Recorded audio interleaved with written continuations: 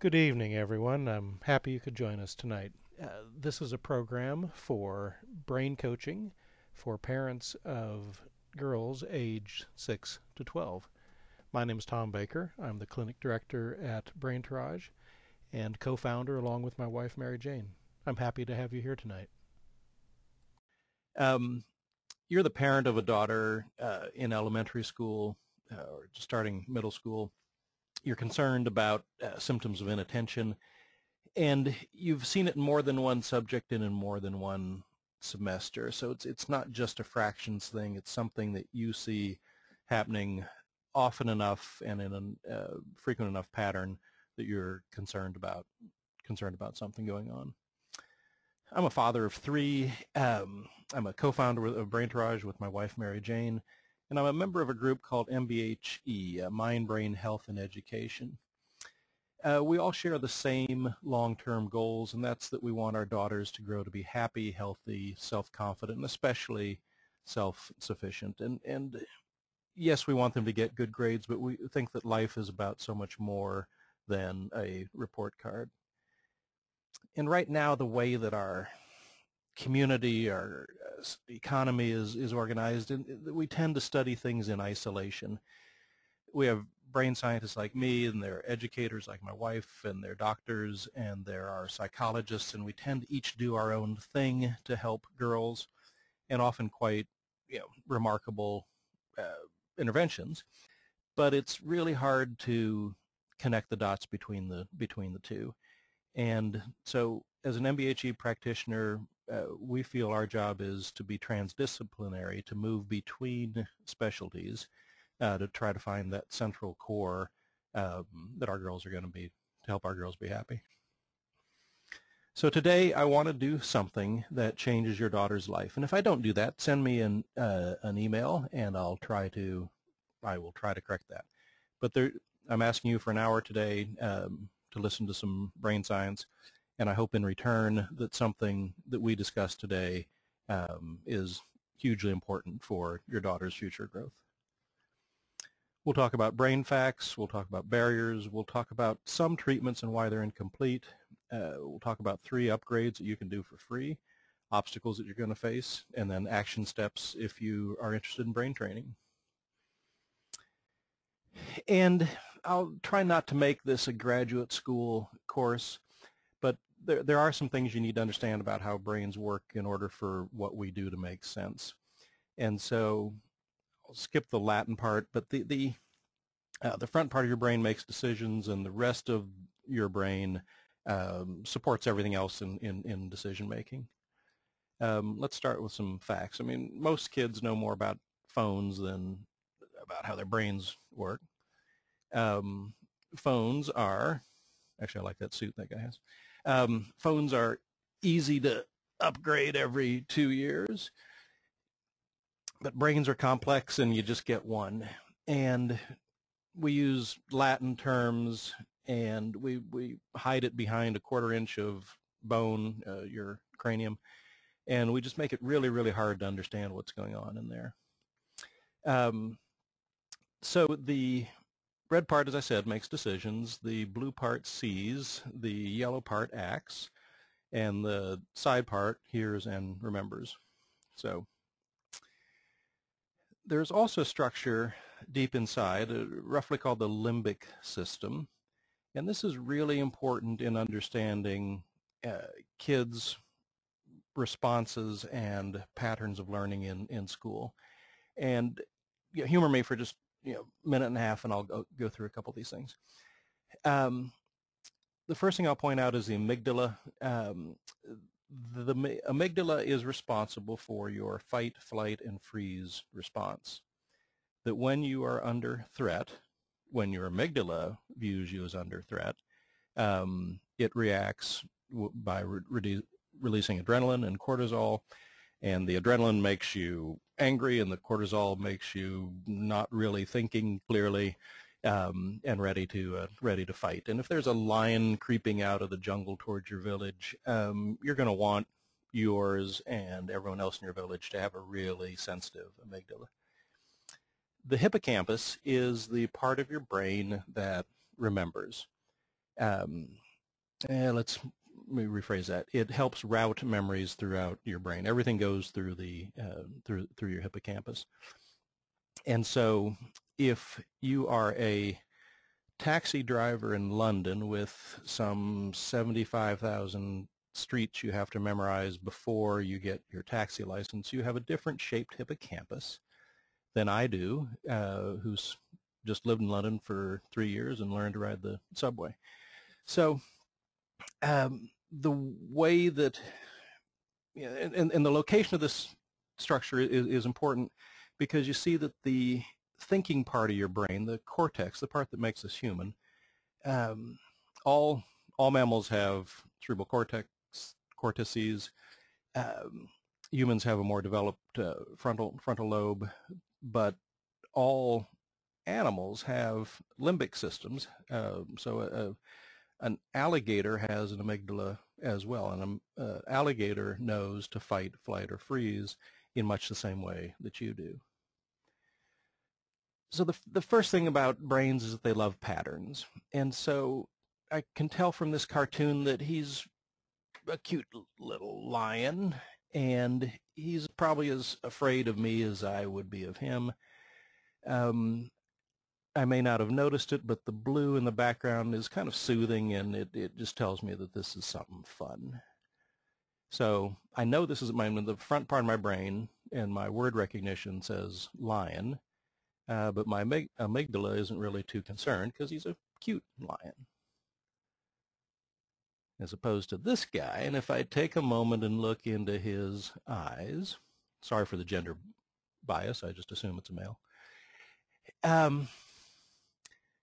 Now that's the same thing. It's a lion, and the word that comes out of my brain is lion, but the feeling that I get compared to him is quite a bit different. So the thinking part of my brain views each one as a lion. My amygdala, especially if this wasn't on a computer screen, says, watch out.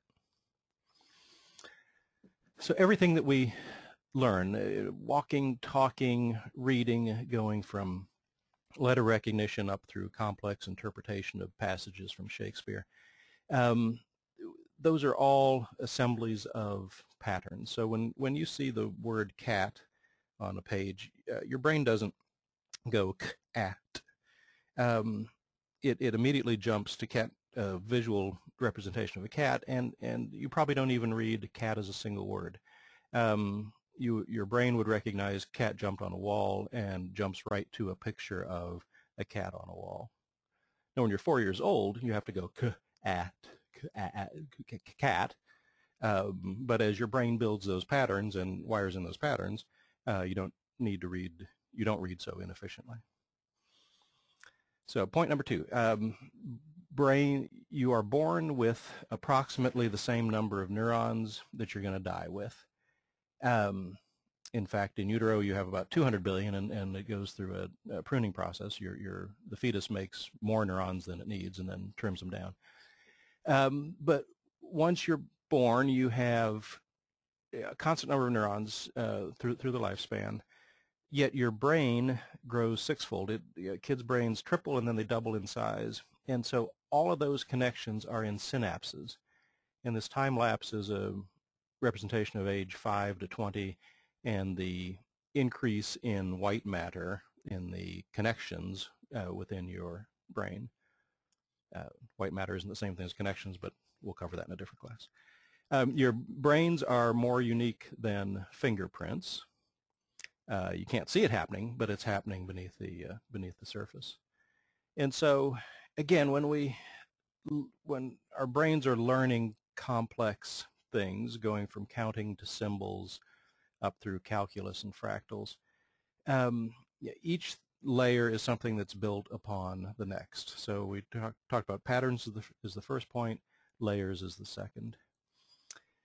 On average, actually not every single day, but it averages out from birth to 25. Kids grow about 1,200 feet of connections a day, 2 Statues of Liberty a day. So this morning at 7 o'clock to tomorrow at 7 o'clock, your child will have added 1,200 feet of wiring. It happens faster in toddler years, and then interestingly, there's a growth spurt again in brain connections in early adolescence.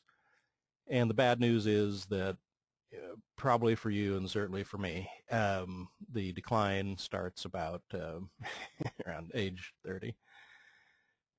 So the third point I'll make is the distinction between knowledge and learning, what you know versus how you learn. And so we will call learning skills cognitive skills, processing skills, thinking skills, or brain efficiency.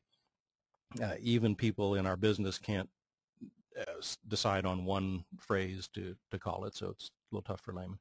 But to us, those all mean learning skills. Basically, it's speed and strength of learning. So your ability to focus, the depth of memory, and your ability to make quick and accurate decisions. As compared to knowledge, we've been doing things knowledge-based for 150 years. But some of the research that I use is less than 5 years old. Knowledge are things like fractions and phonics and who did what in 1492. If you're a soccer player, teams and formations, tendencies you expect from your competitors, and really knowledge is anything you can find in the library or look up on Wikipedia. Whereas cognitive skills are the skills that your brain uses to decide if the information on Wikipedia is true or false. And so those are things like memory and attention, decision speed, as we talked about, auditory and visual processing, logical reasoning, executive function, and automaticity. And automaticity is, it's an important concept. I'll just touch on it today just a little bit, but we'll need another lesson on this later. Automaticity isn't whether I know something or not, it is how quickly and how efficiently I can retrieve it.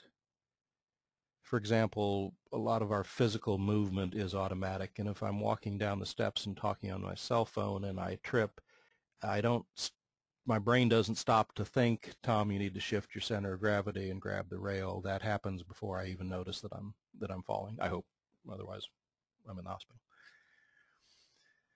Unfortunately, there are two sides to every coin, and so these things that we learned about our brain, the 3 points, they can work for us or they can work against us. And so if you have a daughter who's struggling in school, there's a decent chance that some of these natural brain tendencies are working against you. For example, turning self-doubt into a narrative of, I can't do it. And boys too, but especially for girls, by the time they say it out loud, they've been thinking it for 3 to 6 months. And so once that pattern gets built in, and a new challenge comes up, what you want the first response to be, well, can I do this?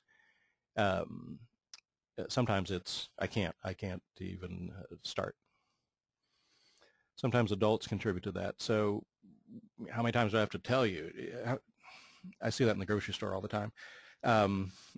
Apparently 11 is not enough, so parents keep after kids to pay attention. And if they overhear a doctor or a teacher or a parent talking about something being wrong, then it's pretty common for that pattern to get ingrained in the kid. That if folks are talking about it, there must be something wrong with me. Comparing by teachers, self-comparison, being punished for trying. Shallow praise is when everything is wonderful. If you praise a soccer player for showing up and not tripping over their feet, then 2 years later, when they actually do something legitimately good, it's hard for kids to interpret praise when everything is positive. And not that you should be critical, but sometimes you can be too positive and too congratulatory and have unintended consequences. I'm not going to spend a lot of time on politics because there isn't anything you or I can do about it. It should be clear, actually I think it is clear to most of us, that test scores have no inherent value to kids. And so when adults freak out, and it starts with the politician, it lands on the principal, it lands on the teacher, it lands at the feet of the child. And so whether it's flashcards or mad minutes, just the research says that the only thing that a mad minute is good for is making kids hate mad minutes. If you're the first one done, that's fine. It's not damaging. But what about the other 18 kids in the class who aren't quite there yet? This has been a problem for 10 years, more than 10 years now, under No Child Left Behind, and it's going to get worse next 3 or 4 years under Common Core. It would be nice if someone were to step in and change direction here, but it's probably not going to happen, so it ends up on you to help to make adjustments. Like we said, and over it, not that you shouldn't test. I'm fine with testing, and I'm fine with teachers having information about the progress of their kids. What I'm not fine with is the overemphasis, and especially the stress that goes with it, because it's clear that that kills motivation, and killing motivation kills growth. So it's easy to test and easy to compare, but it's really detrimental to kids when it's overemphasized. Whereas learning skill, I mean, that's what we want, but it's a challenging thing for teachers and parents to understand. And, you know, it's hard to differentiate it. You have 22 kids in the class, each with a brain that is more unique than their fingerprints, and to take that information and turn it into action, that's a pretty tall order. A lot of the kids that we see are already on 504 plans. If you're not familiar with this, it's an official government name for an accommodations plan, and it would be things like giving extra time for tests, or if 20 spelling words is too many, then we'll cut your spelling load back to 10. And 504s are useful in the short term. 504s were originally designed to help kids demonstrate what they know in a testing environment, and that seems fair. And that seems that if you're not a very good reader, but you've been very attentive in history class, it would seem to me to be fine to have someone read the history test to you so that you can demonstrate what you know about history. Unfortunately, and nothing in the original legislation or in the state guidelines suggests that it should, but teachers and parents often interpret 504 plans as being remedial, and there's nothing intended to be remedial about it. If anything, it's the opposite. 504 plans work around, not on, gaps in learning skills. And so when it becomes permanent, when the kids sense that they're always going to need support, then their motivation wanes and their spirit wanes, which then requires more support, which then further degrades their energy. And I had a school psych in one of our local districts tell me that there is now just almost an epidemic level of paraprofessionals, of assistants. They're helping so many kids. It's hard to coordinate. They're not really there to teach. They're just there to help. And in theory, that's nice, but at some point it starts diverting resources, and especially when there's no proven long-term benefit for those supports. Homework, HE double toothpicks, it happens at home, and that's where fight, war, skirmish breaks out for getting homework done. And I mean, I did this on Monday night. I did this with my 13-year-old. That he was doing something that was genuinely unpleasant, and I jumped on him because we had something else planned for the family, and this was an old pattern, and he was getting back into it, and I didn't want him to blow up the fun for everybody else. I didn't take time to figure out what was actually going wrong with him, and so when there's a pattern, usually it's something from earlier in the day, or maybe even months or years ago.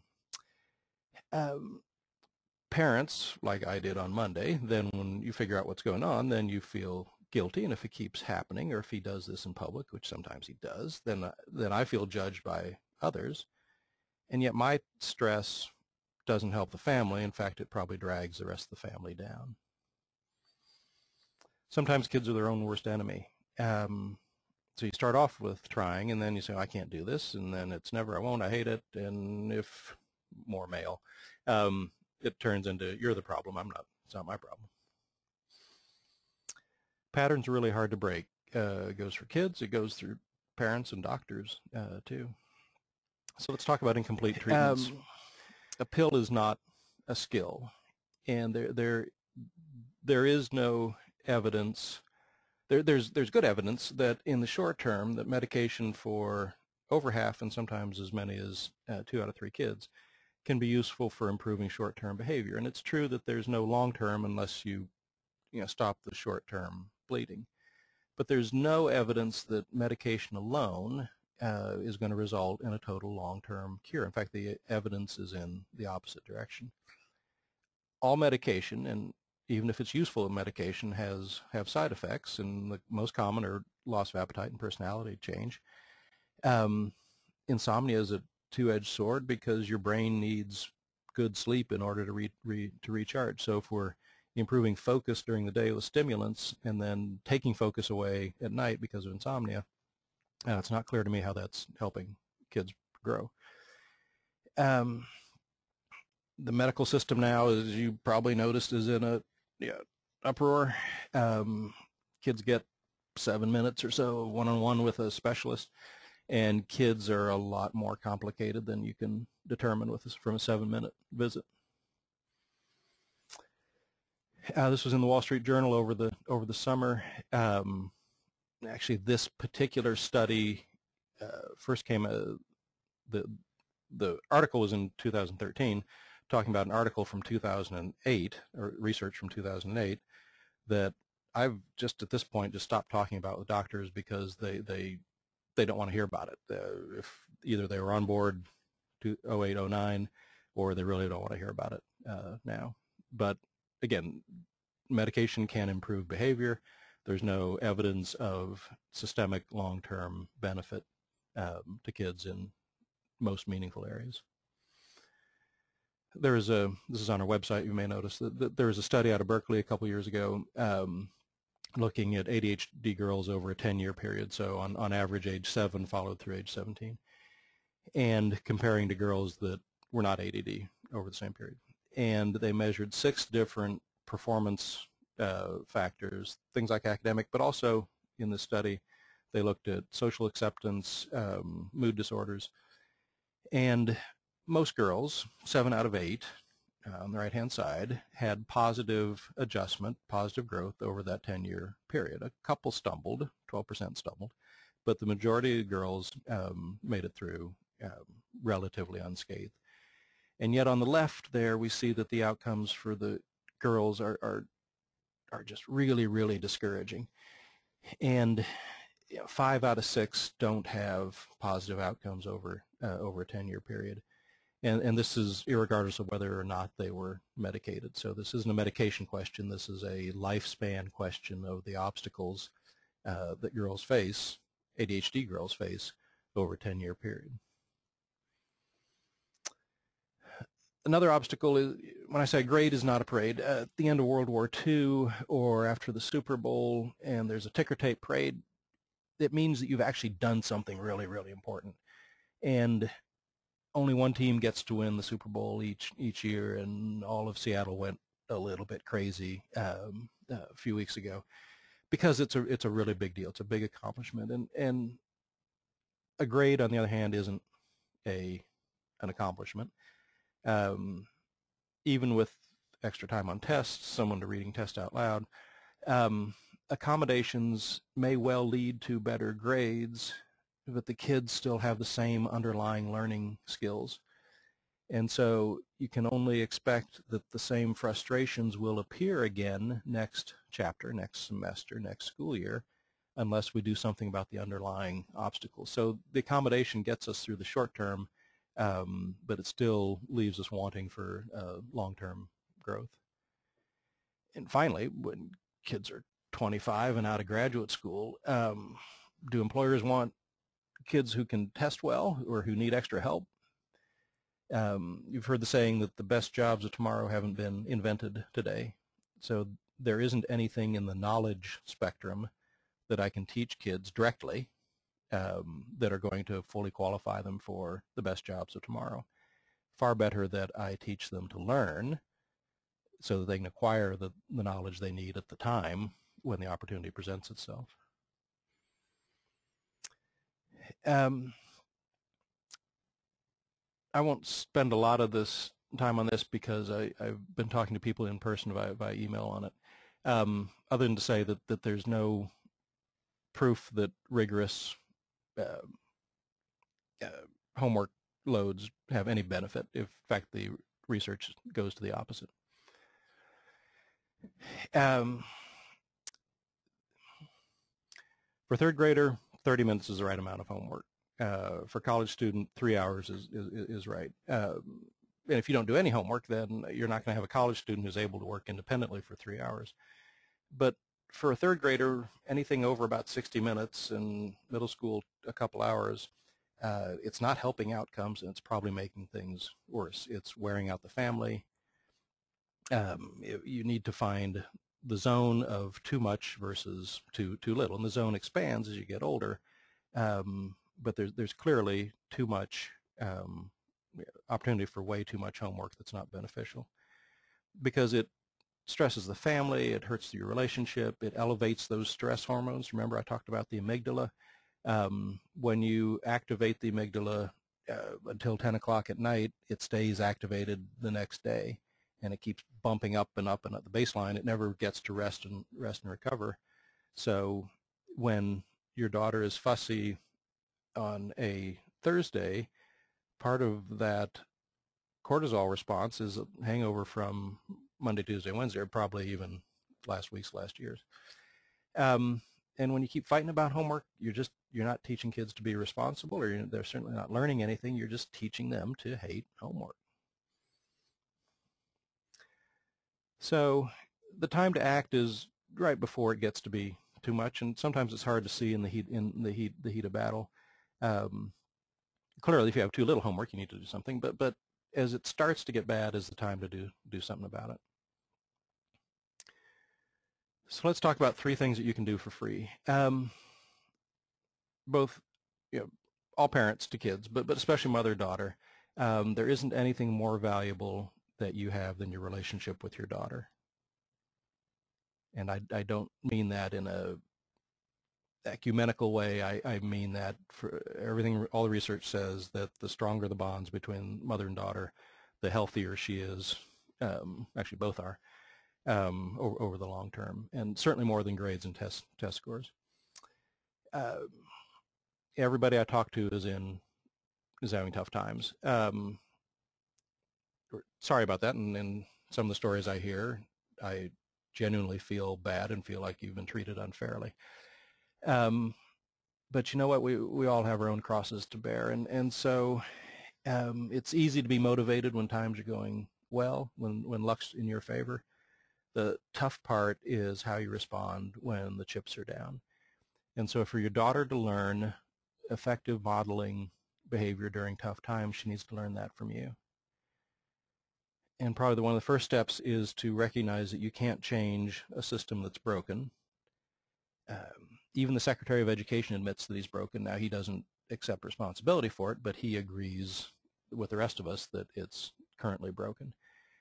You can change how you relate to the people within the system, and so that's a subtle but important point, that the system is broken, but the people aren't. In fact, the people that are in the system are oftentimes heroes for continuing to be upbeat when everything else around them is going wrong. So find those people who can help you. You can't count on the system to do it for you. Now, not that I'm suggesting that you ignore mistakes, but you need to find more time in your day to build strength versus finding errors. When you're in deficit mode, when you're just picking it on what's wrong, you wear out faster, you have less energy. When genuinely good things come your way, you're less willing to approach them because you're worn out. And when you're fatigued, mentally and emotionally fatigued, then you're more likely to fall back into bad habits. And anyone who has ever tried, like me, and stumbled on being consistent with a diet knows that in the morning it's fine. In the evening, when you're tired, is the time when it's tough. You can change, starting at home, how your team, your home team, parents, relatives, friends, talk to your daughter. And we want you to change your language to talk about growth, not to talk about achievement. Praise her effort, not who she is. Try to minimize empty praise and never punish her when she's genuinely tired. It's our job as adults to understand why she's making effort errors and to adjust the expectations we have. This is different if she's 25. She's got to figure out for herself as a young adult. But when she's 8 or 10 years old, it's on us. We can't put it on her to figure out what's going wrong. So let me be careful. I don't want to say that we know more than we do. The last 10 years have been absolutely amazing in the field, and yeah, it's an exciting job for me, and I wouldn't be anywhere else. But it's tip of the iceberg. There's so much. The more we learn, the more we are amazed at what we don't know yet. That said, that we haven't done a good job of spreading this information out to the general public. And so teachers focus more on test scores, doctors focus on safety, patient safety, and what they can get done in 7 minutes.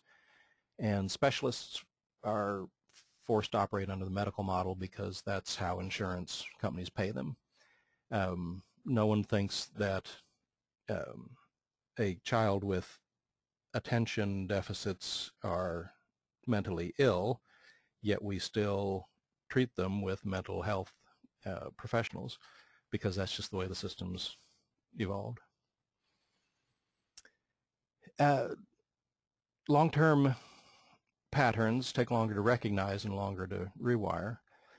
And there's nobody locally, there's no specialist who cares more about the long term than you. You can get really good acute care if something's immediately wrong and you have an appendix that needs to come out in the next 90 minutes. We can do that really, really efficiently. But when it comes to long-term issues, you're the pioneer. And it's been in our spirit. I mean, we have a national history of doing this, and no one thinks that this was a very pleasant journey, and they don't even know that there's a grand Pacific Ocean waiting for them at the other end of this trail. But that's just kind of what we do. We kind of, ox or no ox, we keep pushing ahead. And so understanding that the problems that you have now are probably not illnesses per se. The phrase, a brain has a chemical imbalance, that's a marketing phrase, not a neuroscience phrase. Your brains operate on very, very minute changes in neurotransmitters. And so a brain that is out of balance either doesn't work or quickly restores itself to a balance. Now, it may not be the balance you want because of the patterning we talked about before, but there's no such thing in neuroscience as a chemical imbalance. There is research. This was out in 2010 from the American Academy of Pediatrics, and we know things that do work and we know things that don't, but it's really rare that these actually get offered to kids. More often they get medication alone as a monotherapy or medication plus accommodations, and we know that both of those are effective in the short term and that both of those are toxic in the long term. And so, and sometimes we even make recommendations to kids about things that we know that they can't do, like self-control training.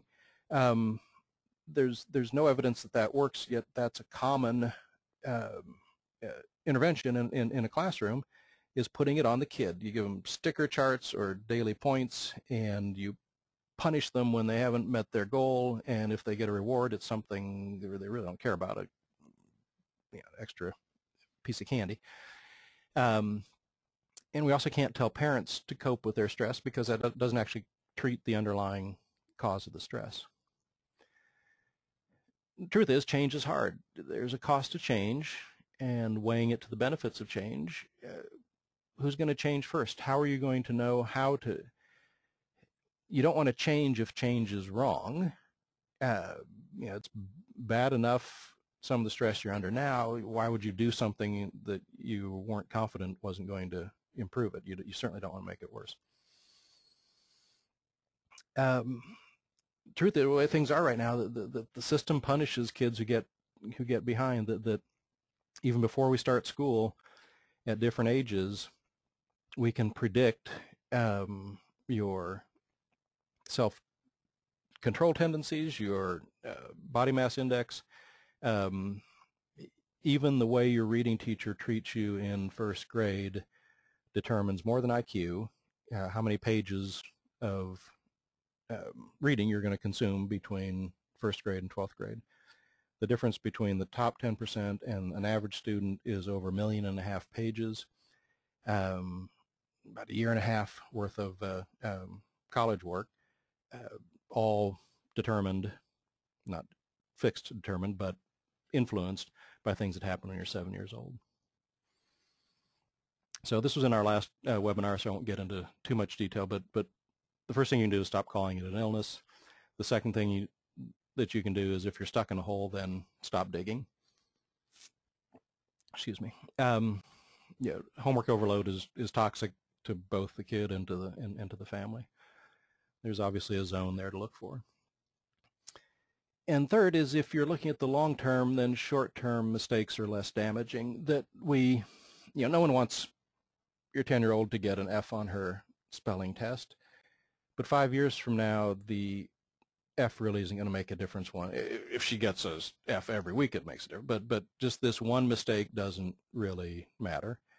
On the other hand, if this is yet another battleground between mother and daughter to, we're going to get this done come heck or high water, that is something that can be long-term and damaging. So we want brains to be growing in a positive direction. So step one. You can't do this by yourself. You need to recruit other grown-ups who share your strength-based philosophy. And some will, some won't. And so sit down and make a list, family, friends, relatives, who's going to support you, who's going to invest in strength and growth. If you have people who are unlikely to change their mindset, it's frustrating, but really, you only have 27 hours in each day. Why would you waste your breath on someone who's not going to change? So surround yourself with people who are going to be part of the solution, not who are going to continue the patterns of problems that you've been in for so long. You start off with your daughter's strengths. Be authentic. Don't be shallow. This is really dangerous if you get shallow. But we need to keep strengths in mind because we're never going to be able to attack the obstacles that are in front of us unless we keep a pretty good grounding in strengths. And so sometimes this takes a little bit of time to figure out just what are her underlying talents, but it's really worth it. And then you're in a marathon, not a sprint. And one challenge at a time. If you burn yourself out the first lap of the race, then you're not going to be much good for the rest of it. So investing in friends, again, who have a similar positive mindset is going to be one of the best things you can do for yourself for that. So what doesn't work? Study skill seminars, 504 accommodations, me with my son trying to argue using logic on Monday. Now, I did not resort to punishment, but I did think about it. And so even someone who's supposed to be an expert tends to fall off the wagon more often than you'd imagine. Tutoring is fine in the short term. Tutoring in the long term is toxic because, it just teaches the kid to depend on the tutor rather than figuring it out for themselves. So what does work? The first thing, this is advice your grandma probably gave you. Excuse me. Sleep, diet, exercise, getting outdoors, relatively, wear a bicycle helmet when you're on your bike, but there's relatively little risk and tons of benefit, brain benefit for doing all these things. We can teach you how to be a brain coach at home. And if you feel like you can get anywhere, then push politely for doctors to follow gender-specific research. If they get fussy with you, then just kind of back off. But some will be interested, and maybe you need a new doctor. I can tell you that we changed our family pediatrician over the last 5 years based on things that I've been learning here and based on how my old doctor's office treated my patients, our common clients. So with brain training, we're working to work smarter and not harder. Understanding that smarter is something, a layer by layer set of growth patterns like we talked about in the beginning, and it's not a pep talk. We offer two programs, one called Cognizone, the other CogMed. Cognizone is face-to-face between parent and child. CogMed is computer-based and specifically focused on working memory training. Because it benefits everybody, not just the child, but the family as well. Even in class, the less drama that the teacher has to deal with in class gives the teacher more energy to deal with things that they want to do from the curriculum. Because again, do we want better grades or do we want to be better learners? Second point is efficiency helps everyone. Not all homework is going to be favorite homework, and so the more efficiently you can get done, the more time you have to do other things that you want to do. When we're brain training, again, we're not focusing on grades, we're working on focus and efficiency, and we're investing time now to save time in the future. So Cognizone, aerobics for your neurons, get it? Neurobics. It's after school. Parents are the brain coaches. It's at least 15 up to 25 or 30 minutes a day. It's fun, it goes quickly, and it's challenging. We'll provide a coach's guide. We'll get you started, a materials list. We have lessons, and we'll walk you through word by word just how you respond to the kids. And best of all, for being on this broadcast, the coach's guide is free. So we'll get you started. You can start your first week or two at no charge. We won't bill you until we're sure that this is the right thing for you and for your daughter. It's got to be fun and intense. And I'll run a video here in a second. If it's not intense, then that's just playing a parlor game.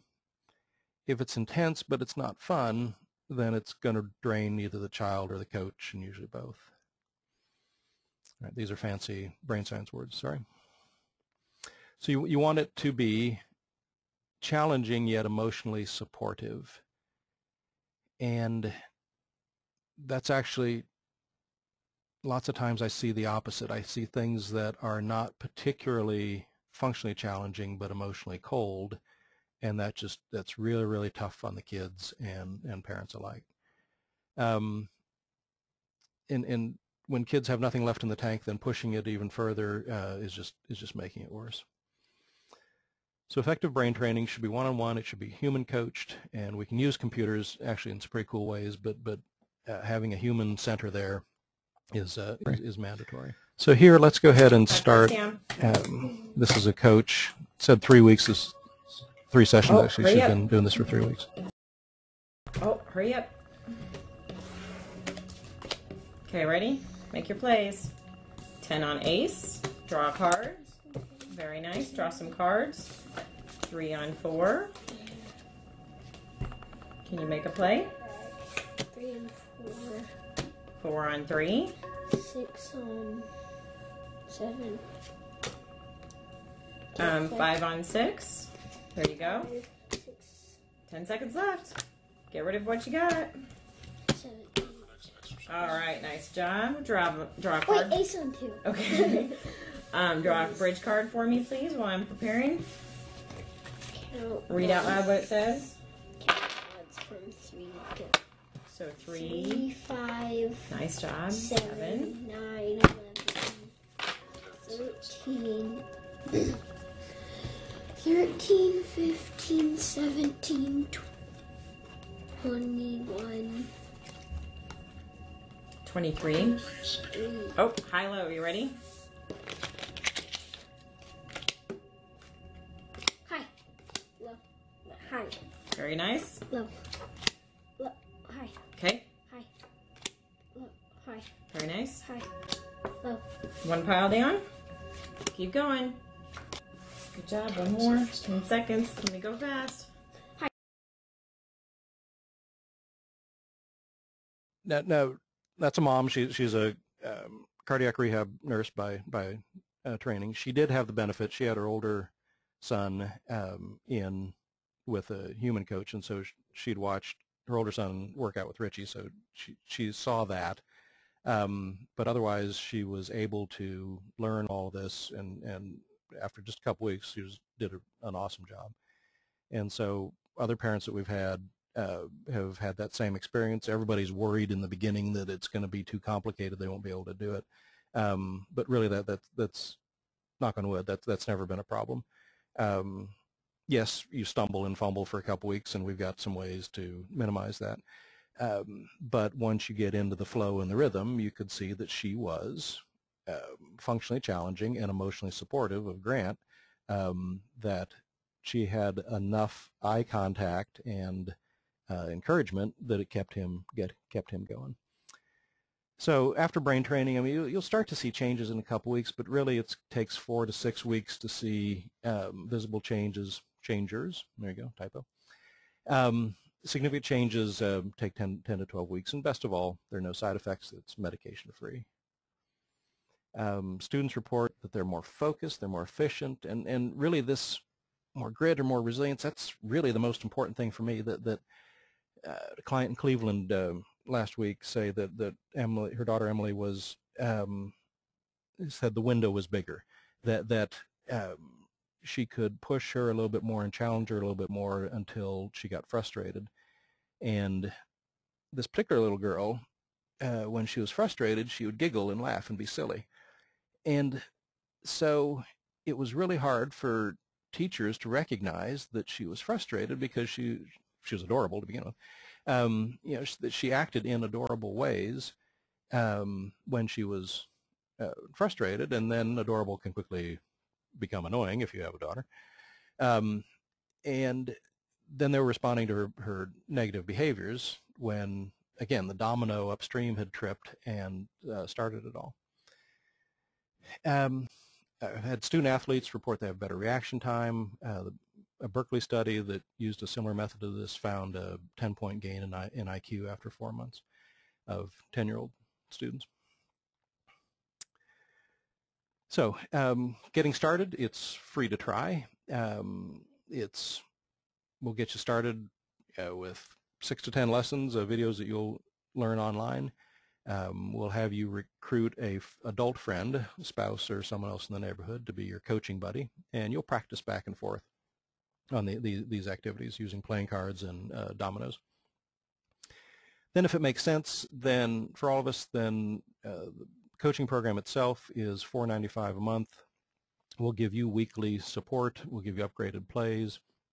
And as you get into it, we will help you analyze your results and fine-tune changes that you make in training based on our experience with several hundred kids here in our clinic in Kansas City.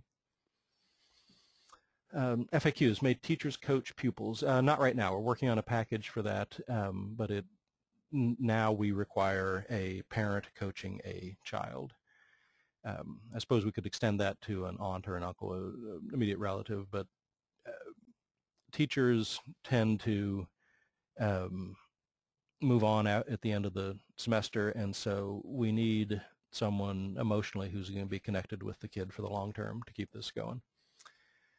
Do we guarantee results? It's a little bit like going to the gym, that if, you have to go to get benefit, but so you have to do the work, but you don't want to work too hard, and you don't want to work out too easy, but if you stay right in that zone and work consistently 30, 40, 50 minutes a day, you're guaranteed to get results.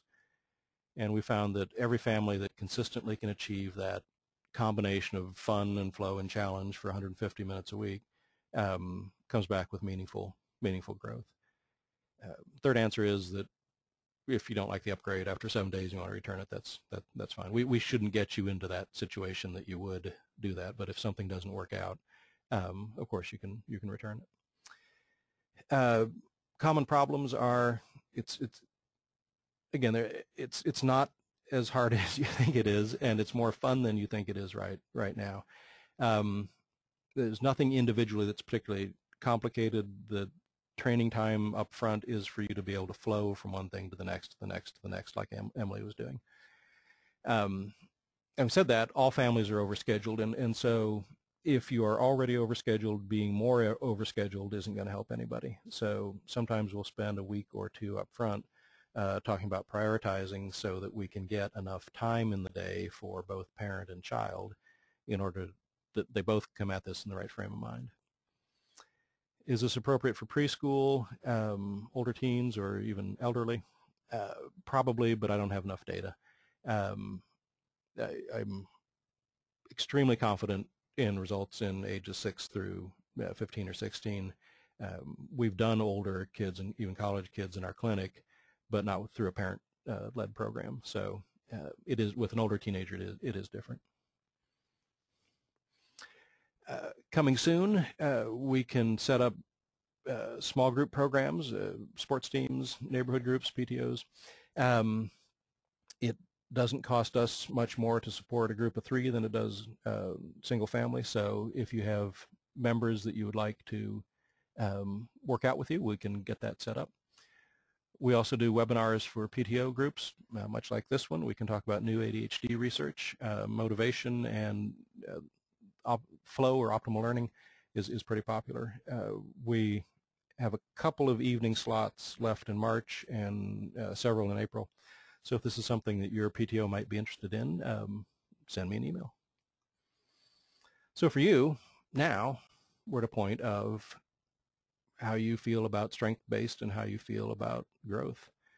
Probably means you have to be the pioneer, but it's in our blood. So and we'll definitely help you do it. So send me an email. I'd love to get you started. I'll have time. Oh, I've done very well today. I did not stay within an hour last time. So I've got time for a couple questions. You should be able to enter. There should be a question window on the side of your screen for questions. And if you ask me something personal or specific, I may not answer directly online, but I will email you back. What's the difference between Scopes and CogMed? Yeah, CogMed is actually a really cool software program that specifically targets working memory. And the reason I like CogMed is because it has a solid base in research. They don't claim to do things that they can't. There's some other software programs out there and some other entertainment programs that make unsubstantiated, in my view, claims. CogMed's a little bit more expensive than some, but you get a lot more for that. With kids, I prefer to start with face-to-face with a parent unless the relationship is just so stressful that they can't work out together. So sometimes computer gets through that, but usually, even if they're fighting about homework, I can usually get things cooled off to the point where they can do the workouts. Do schools cooperate with this? Well, it kind of depends on the school. And my wife was a second grade teacher in an urban district for 10 years, and so I am expected to understand the challenge that teachers are under. And it is true that there are dozens, if not more, of proven classroom practices, especially in the area of social emotional learning. There's any number. There's a national group called CASEL, C-A-S-E-L, that makes available good research-based social emotional programs for classroom teachers. But in practice, it doesn't happen because they are so burdened with test score stress Even if you have one or two teachers in a particular building that are energetic and have time to do it, it's extremely difficult to get widespread buy-in. And principals, rather than fighting an uphill battle with a third of their staff that they're probably not going to win, tend to retreat, even if they were interested in the first place. They've got to deal with the staff behind closed doors that you and I never see, and so they tend to invest their staff development time in curriculum-based things and better reading and math scores. I end up with educators as clients, physicians as clients, and they lament, they tell me stories and they lament the way things are, but when it comes to their own kids, they're going to do what they need to do for their own their own students. Let's see, time for one more question. All right, this question, okay, let me, rather than the specific question, I'll answer a general question. And the question had to do with father and I presume two-parent household, is not convinced of a growth strategy, that they presumably are more interested in grades, and if grades are fine, then it doesn't really matter what you had to do to get the grades. I would never, as the other side of a domestic relationship, I would never encourage you to work around a difficult father. But just, give us some room. Don't shake your fist and shout at us about how our daughters are going to crash and burn. We care. Sometimes it's hard for us to show it in an appropriate way. So far better, and you may need this with your daughter as well, far better to plant a couple seeds to say, hey, let's work with a consultant and see if we can find a way to make things more efficient and less stressful around the house. So when you're talking to a male, don't talk about feelings, talk about benefits, talk about more efficient, less stress, more time to do things that you want to do for the family. Most of the fathers who start out in the way you're describing end up warming up. It's actually pretty sad when you get one that doesn't. But if in most of the time, 3 out of 4 cases, dads can warm up. So I promised you to do something significant today, and I hope I've done that. Tell you what, either way, send me an email. Let me know what I have done that has been significant for your daughter in particular. If you have any questions, I will be happy to answer them. And for those of you that ask a couple of personal questions, I'll answer those privately. It's been great today. I hope you're not iced in, and I hope to see you back soon. Thank you very much.